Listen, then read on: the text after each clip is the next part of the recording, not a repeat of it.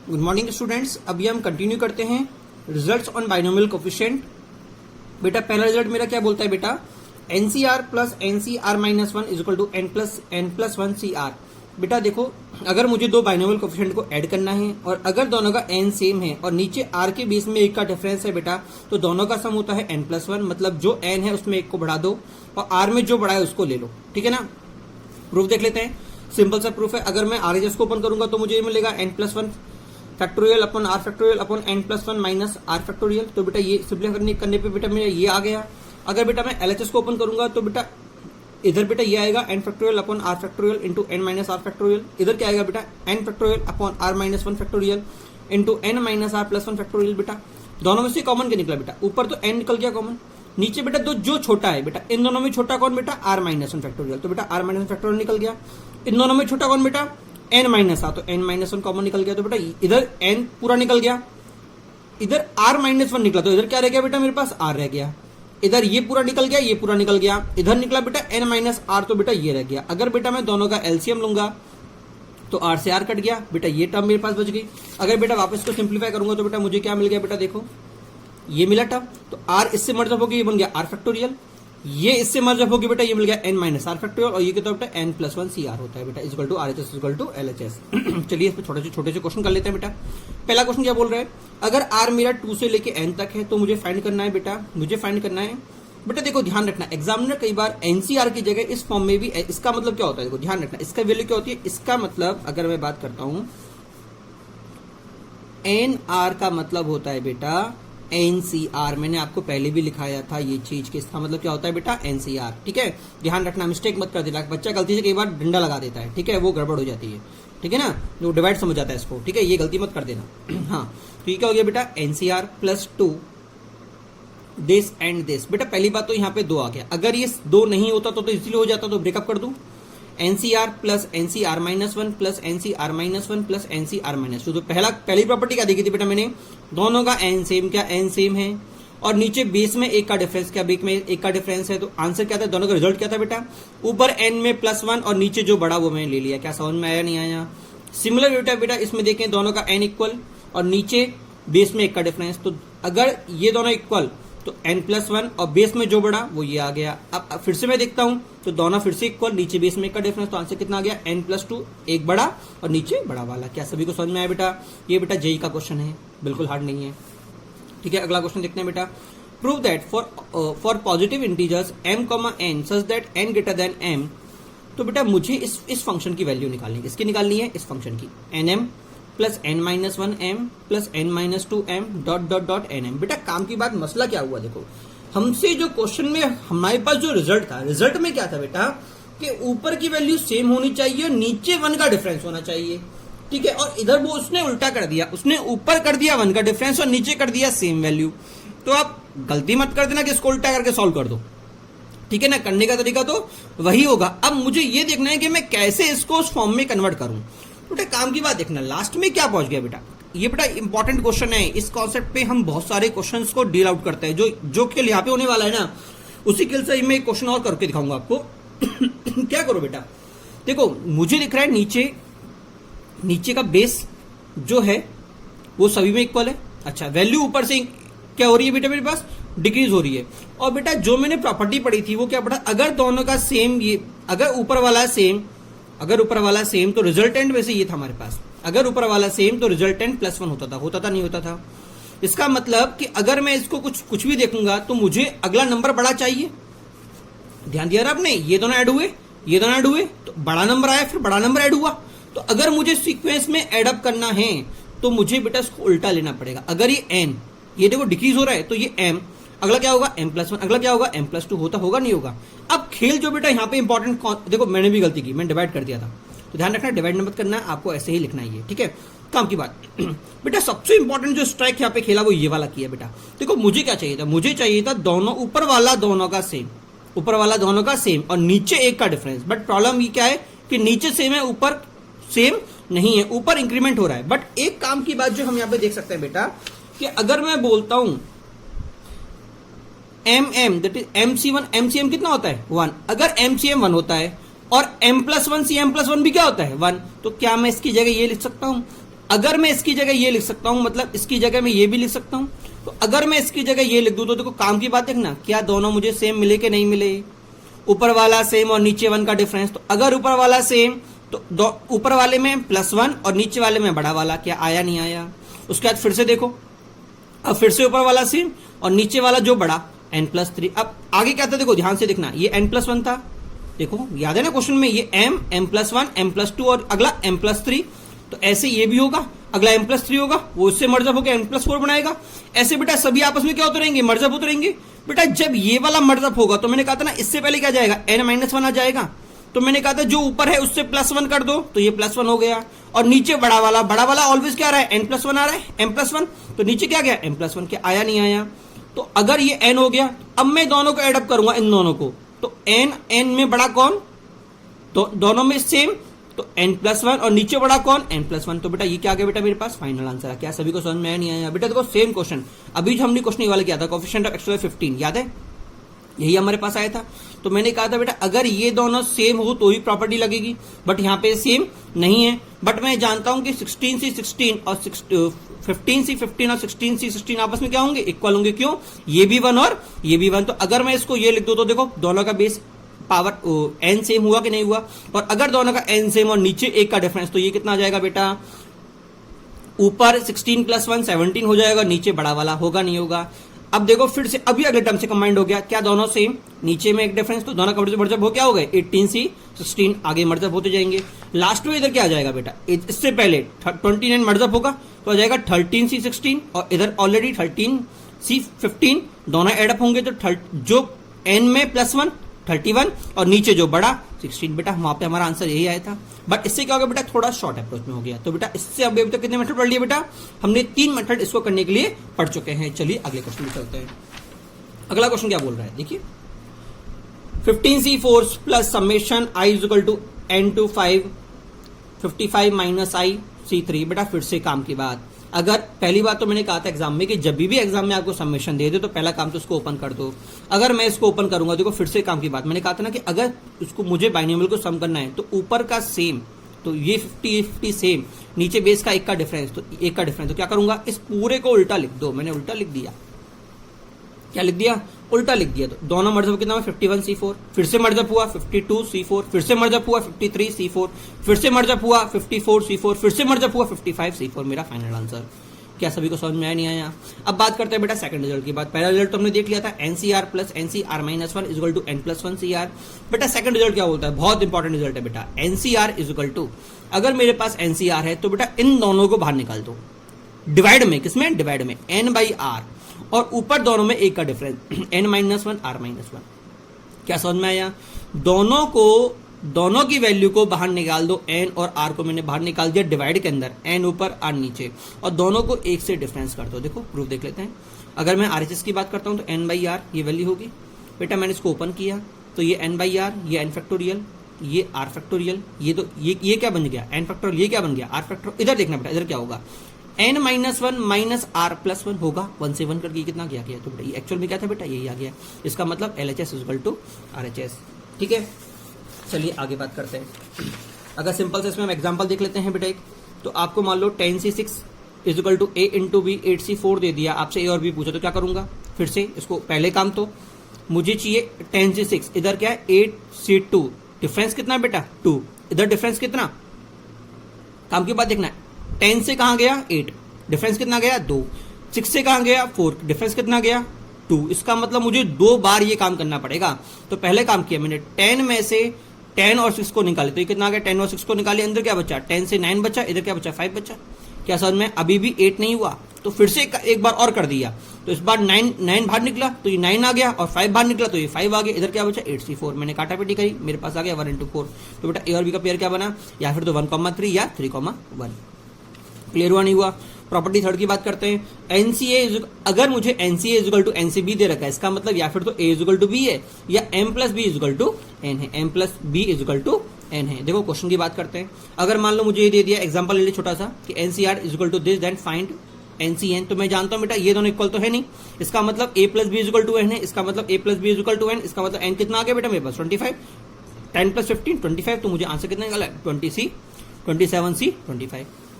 अगला क्वेश्चन देखते हैं। क्वेश्चन क्या बोल रहा है बेटा, if 15C3R is equal to 15CR+3 find the.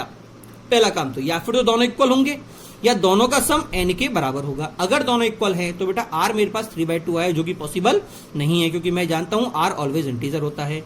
अगर दोनों का सम 15 तो r कितना आ गया 3, इसका मतलब मेरा r की वैल्यू क्या होगी बेटा 3। अगला क्वेश्चन देखते हैं। अगला क्वेश्चन क्या बोल रहा है बेटा, if n-1c3 plus n-1c4 is greater than nc3 find n किससे बड़ा होगा।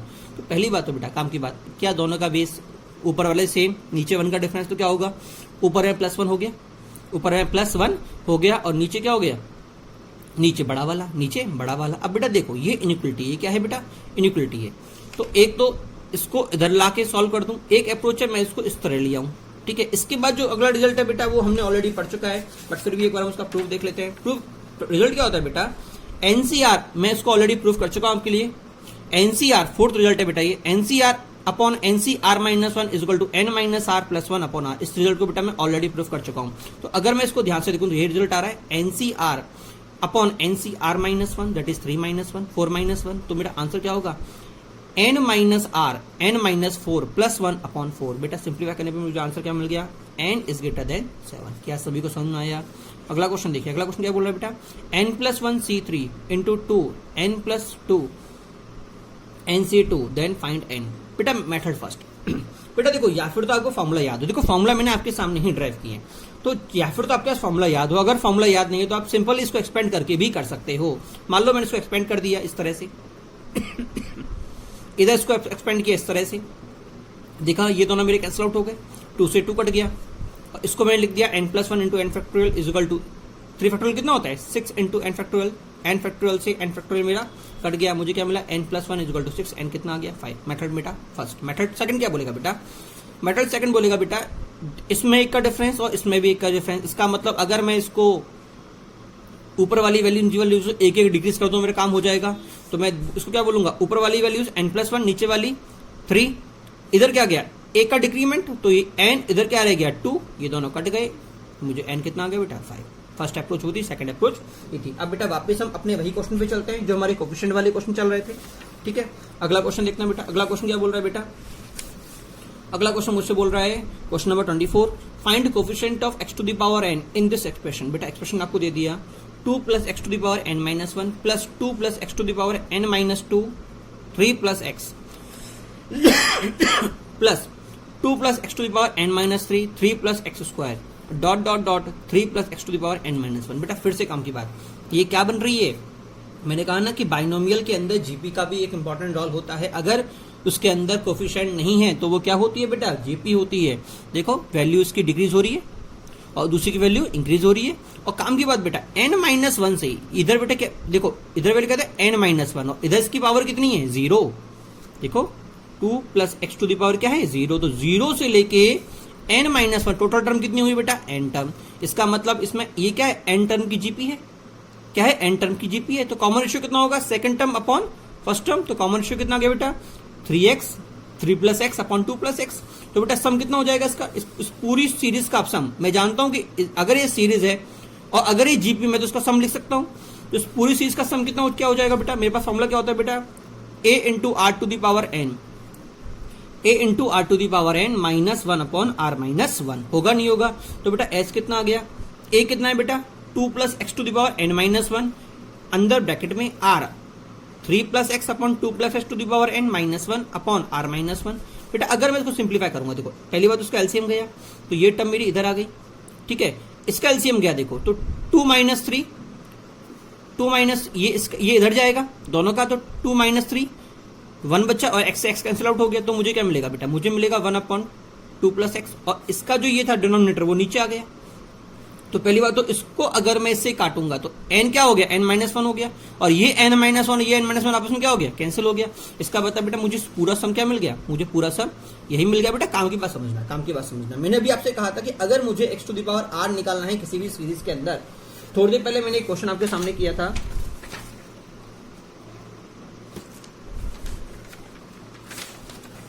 ये वाला क्वेश्चन बेटा मैंने कहा था या फिर तो आप इसको पूरा एनालाइज करो या फिर क्या करो टी आर निकालो। क्या निकालो? टी आर निकालो। टी आर निकाल के एक्स की जो भी पावर है उसको जो मुझे निकालना है उसके बराबर कर दो। बेटा ये ब्रह्मास्त्र है, ऐसा कोई भी क्वेश्चन हो सिंपल सा बात, टी आर निकालो, एक्स की पूरी पावर को जो भी मुझे निकालने उसके इक्वल कर दो। इधर एक्स की पावर कितनी है? ये आर था और ये डिवाइड में 1 था, तो जब ये डिवाइड होगा इससे तो आर माइनस 1 हो जाएगा, होगा नहीं होगा?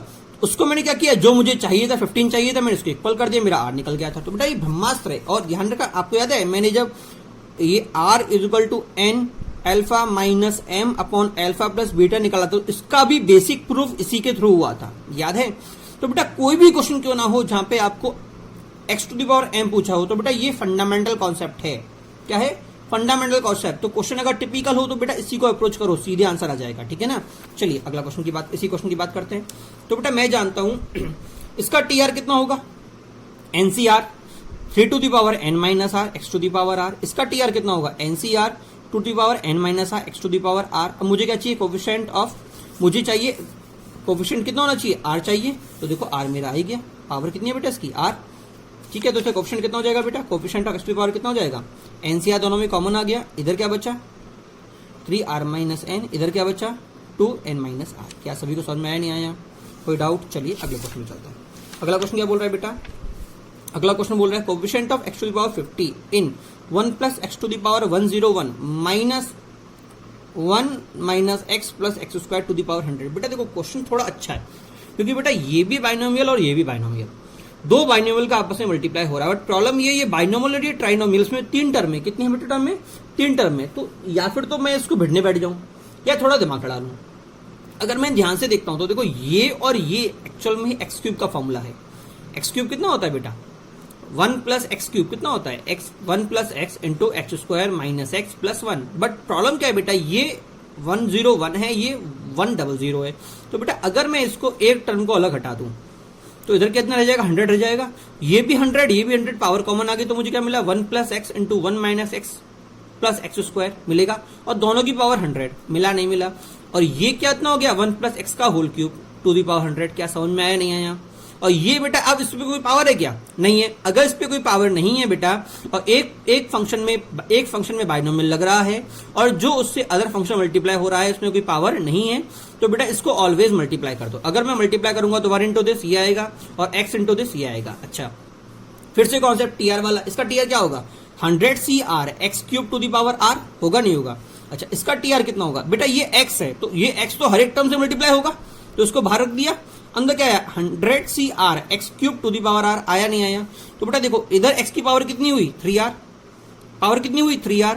और ये मुझे कितनी चाहिए बेटा? ये मुझे चाहिए 50। ये कितनी चाहिए मुझे? पावर 50। तो 3r is equal to 50। r कितना आया? 100/0। दैट इज जो r में जानता हूं इंटीजर है, मतलब इसके एक्सपेंशन में कभी भी x की पावर 50 नहीं आएगा। अब चलो सेकंड की बात करते हैं। बेटा इसमें क्या होगा? देखो x की पावर 3r तो यहां से आया और ये मेरी कितनी थी बेटा? पावर मेरी 1 थी।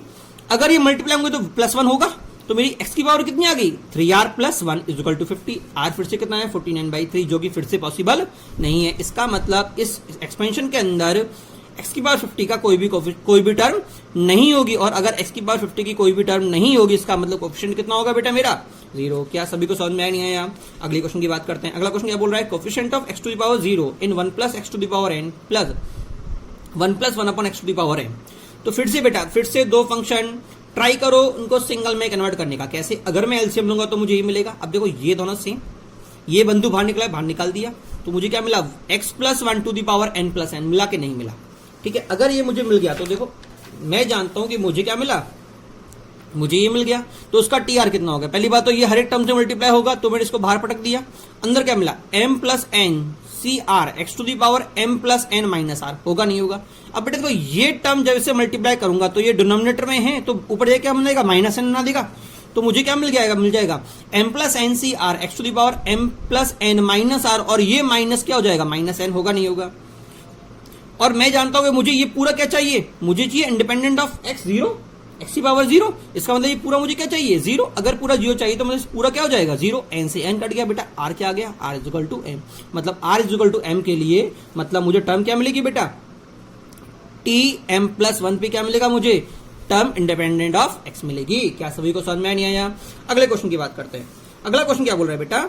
Coefficient of x square in this expression, फिर से काम की बात, छोटा सा क्वेश्चन है, हार्ड नहीं है। मैंने क्या कहा था, मेथड 1 टीआर निकालो, टीआर निकाल दिया बेटा, यही आएगा टीआर मेरे पास, ये मेरा इधर हो गया, ये मेरा इधर हो गया। NCr, ten C r into first term 2x to the power 10 minus r into second term minus x to the power r. बेटा ध्यान रखना, इसको क्या बोलूंगा मैं, ये आर ऊपर नीचे दोनों चला जाएगा, ऊपर जो चला जाएगा तो क्या होगा -1 टू द पावर आर, नीचे क्या होगा x to the power r, और नीचे x टू द पावर जब ऊपर जाएगा तो क्या कर देगा, माइनस आर करेगा नहीं करेगा। तो देखना मुझे टीआर क्या मिला, पहली बात तो ये हर एक टर्म से मल्टीप्लाई हो रहा है, तो पहले तो कोफिशिएंट वाला निकालता हूं। यहां से आया -1 to the power r constant, यहां से निकला 2 की पावर 100 माइनस आर। अब देखो काम की बात समझना, x बेटा यहां से कितना निकलेगा, इधर से तो बेटा x निकलेगा 10 माइनस आर निकलेगा। अच्छा इधर से x क्या निकलेगा, माइनस आर निकलेगा, और इधर ये -4 बैठा है तो इधर से भी क्या निकलेगा, -4 निकलेगा। अब मुझसे क्या बोला गया है, इसकी पावर कितनी होगी, ये क्या हो गया बेटा, देखो 10 - 4 6 और -2r हो गया। अब मुझसे पूछा गया है बेटा कि पावर कितनी है बेटा, 2। अगर पावर 2, इसका मतलब ये पूरा कितना हो जाएगा, 2, और अगर ये पूरा 2 हो गया तो बेटा r कितना आ गया बेटा मेरे पास, 2। तो r इक्वल 2 के लिए क्या हो गया बेटा मेरे पास, ये कोफिशिएंट ऑफ आंसर चाहिए तो r इक्वल टू 2। अगर r इक्वल टू 2 ये होगा तो बेटा क्या करूंगा बेटा मैं, इसके अंदर r की वैल्यू क्या हो जाएगी, 2। तो कोफिशिएंट का आंसर कितना आ गया बेटा मेरे पास कोफिशिएंट आ गया बेटा मेरे पास कोफिशिएंट आ गया 10c2 -1 to the power 2 into 2 to the power 10 -2। क्या सभी को समझ में आया नहीं आया बेटा, ये मेरा हो गया बेटा फाइनल। क्या सभी को समझ में आया नहीं आया, चलिए ओके बेटा, अगली क्लास में कंटिन्यू करते हैं।